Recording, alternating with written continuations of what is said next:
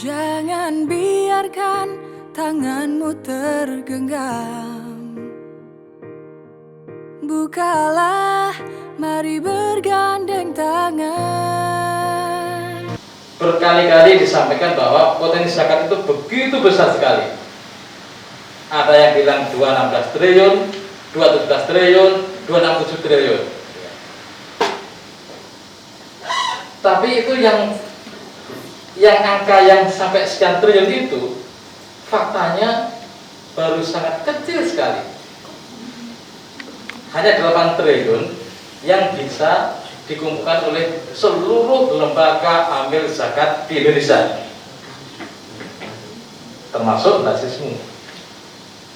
Nah, pertanyaannya adalah angka yang begitu besar ini dengan pengeluaran yang begitu kecil sangat bertolak belakang. Ada something wrong di sini. Entah prediksinya salah atau cara kita memperoleh salah. Saya nggak tahu mana yang benar ini ya. Tapi kalau kita melihat dari potensi umat muslim yang begitu besar, jumlahnya terbesar di dunia, bahkan dari the World of Giving Index-nya kita ini nomor 1 kemarin. Sepertinya ada yang aneh gitu kan ya. Negara yang terkenal dermawan nomor 1 di dunia, umat Islam yang nomor 1 di dunia jumlahnya, potensinya juga begitu besar sekali, tapi faktanya begitu kecil. Dari 267 triliun atau 217 triliun atau 216 triliun hanya 8 triliun. Ini PR besar buat kita semuanya.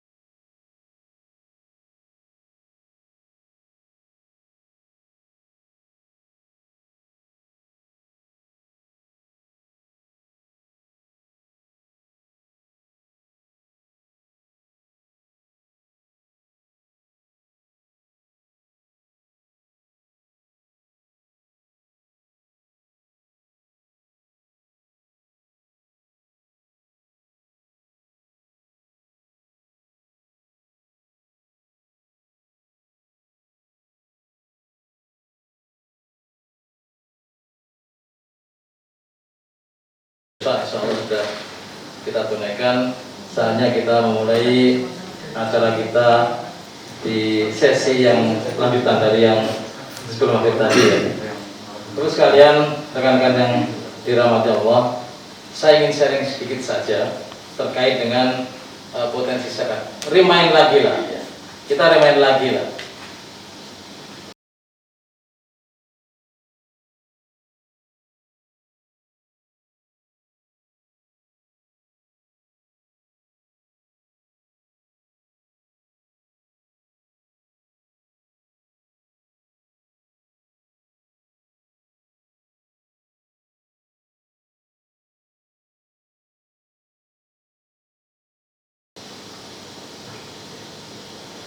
Kemudian, nah ini baru 18 triliun. Sekarang pun tidak ada berbeda, sekitar 10 triliun. Artinya masih begitu kecil sekali. Kecil sekali. Penyaluran juga demikian.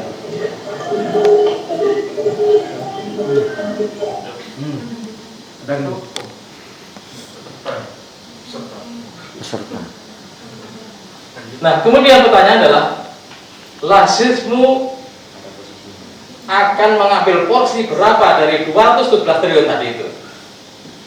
Tadi dari angka-angka yang disampaikan oleh Mas Ali dan Mas Imam, sekitar 42 triliun. Miliar, bukan triliun. Kalau 42 triliun saya kira hebat ya. Jangan-jangan ini kita diaminin nanti oleh malaikat, amin. Mudah-mudahan 42 triliun betul itu ya. Jadi dari 217 triliun itu kita hanya mengambil peran 42 miliar. Kira-kira pantas enggak? Muhammadiyah katanya organisasi berkemajuan, orangnya hebat-hebat, amal usahanya banyak di mana-mana. Di mana-mana selalu Muhammadiyah nomor 1. Tapi begitu dikasih amanah menjadi lazismu, hanya mampu 42 miliar.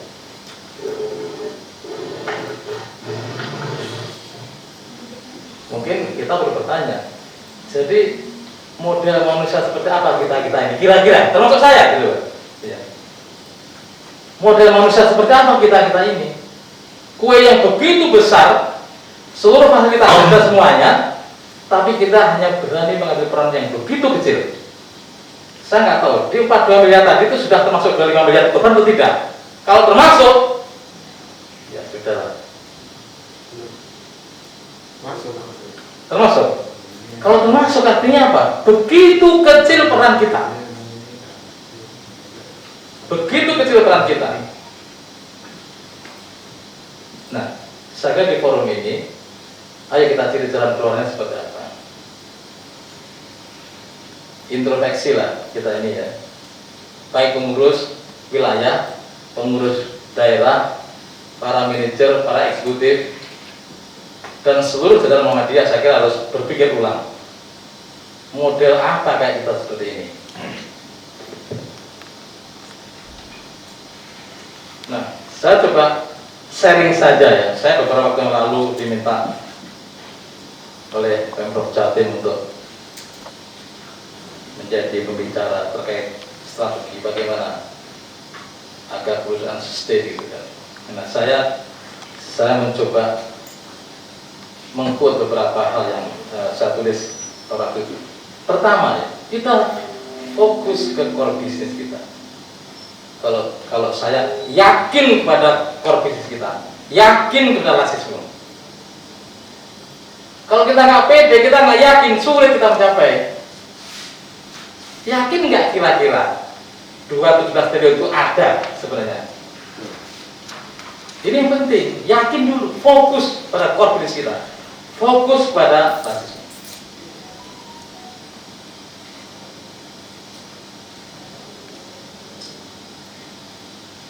Fokus pada peningkatan kompetensi inti dan peningkatan daya saing sesuai bidang masing-masing untuk menghadapi tantangan yang semakin besar di saat mendatang.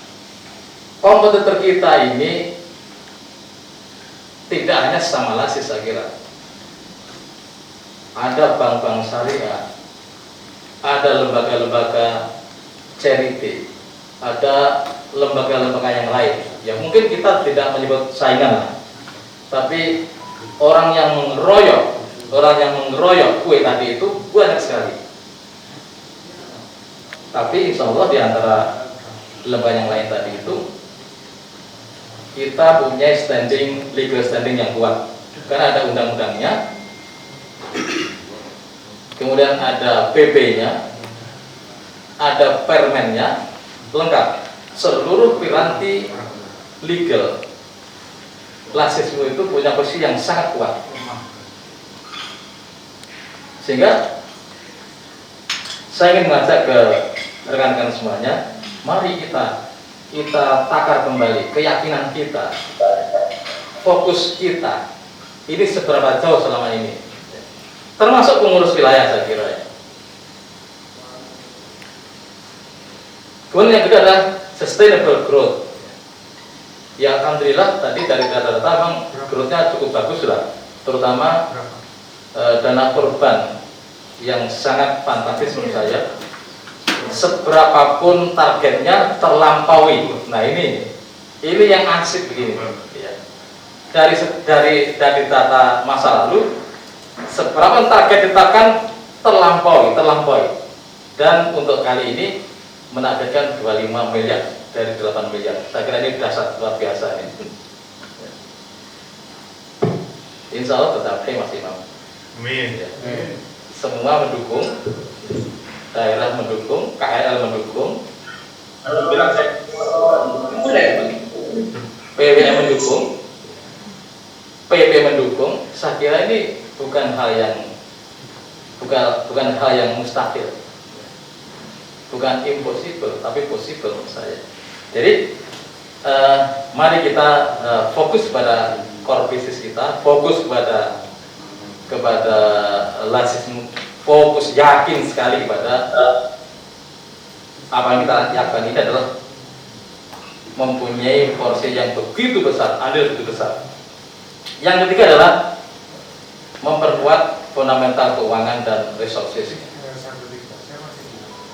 Rekan semuanya, ketika kita bicara resources, mudah sekali lah. Di kantor kita ini pengurusnya lengkap atau tidak? Kelembagaan kita lengkap atau tidak strukturnya? Ada berapa agen? Ada berapa tenaga keuangan? Dan seterusnya. Kalau resources ini tidak dimanfaatkan, mustahil kita akan mencapai. Saya kira Muhammadiyah ini punya resources yang begitu besar ya. Kampusnya banyak, orang yang pintar juga banyak sekali ya. Tapi menurut hemat kami belum diutilize secara maksimal dalam rangka mengumpulkan dana zakat, infak dan sedekah ini. Nah, kemudian yang keempat adalah konsisten mengimplementasikan GZG, Good Zakat Governance, atau mungkin Good Zakat Governance supaya lebih mudah dipahami saja. Jadi tadi Mas Raul sebutkan yang transparan saja, nggak usah ditutup-tutupi, apa adanya, ini lebih baik, sehingga kita bisa mengkoreksi di mana yang salah, di mana yang kurang tepat. Tapi ketika kita tidak transparansi, maka ketika diaudit akan jadi masalah nanti, dan seterusnya. Kemudian yang terakhir yang ingin kami sampaikan adalah bagaimana meningkatkan kompetensi human resource yang kita miliki. Tadi pagi saya kira kita mendengar semuanya ketika Prof. Hilman bertanya, berapa jumlah agen yang tersertifikasi? Hanya 5. Jawa Timur hanya 5. Dan itu pun saya nggak tahu. Sekarang masih ada nggak dirasanya? Jangan-jangan sudah keluar dari 5 itu. Masih ada supaya ya. Keluar 1. Ya. Jadi tinggal 4. Mas Adit 1. Lamongan. Ya. Jadi dari 5 pun Dari 5 itu pun ternyata tidak semuanya aktif. Tetap posisinya tetap. Jadi ini saya kira PR besar semuanya ya. Kelima hal ini menurut saya begitu penting. Mari kita pikir kembali. Saya yakin rekan-rekan semuanya di daerah sudah menyusun strategi, karena sudah menyusun angka-angka. Tadi saya